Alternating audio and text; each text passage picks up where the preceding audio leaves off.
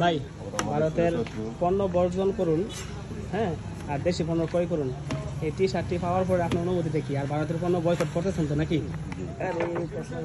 আমি এত বাইকে কিছু করতে পারবো, কইতে পারবেন না? তারপরে তো ভারতের পণ্য বয়কট করছেন তো? ভারতের পণ্য ইনশাল্লাহ বয়কট করব।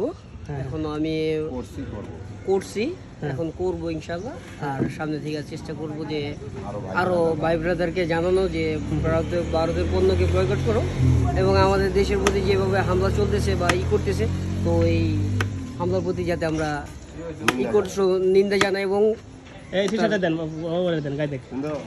এই যে আমাদের আরেকজন যোদ্ধা আসছে ভারতের পণ্য বয়কটের গেঞ্জি উনি গায়ে দিচ্ছে, দেখেন। হ্যাঁ, তো বাংলাদেশের পক্ষে আমরা সবাই, কিন্তু আসলে এখানে কিন্তু আমরা সরকারের কোনো বিরুদ্ধে কোনো কিছু কথা বলতেছি না, আমরা ভারত পণ্য বর্জনের ব্যাপারে কথা বলতেছি।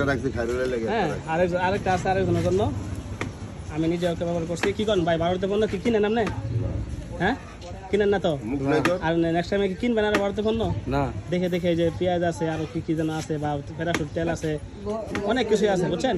এগুলা কি ভারতের পণ্য কিন্তু বয়কট করতে হবে, করবো। ইন্ডিয়া আউট আমাদের বাংলাদেশ থেকে করতে হবে, না সীমান্ত আমাদের মানুষ হত্যা কি হবে না, বন্ধ হবে না, ঠিক আছে? এই যে ভাইটি উনিও গায়ে দিয়েছিল, এই যে ভাই উনি তো অল টাইম গায়ে দিয়েই থাকবে, এখানে ব্যবসা করে এখানে থাকবে।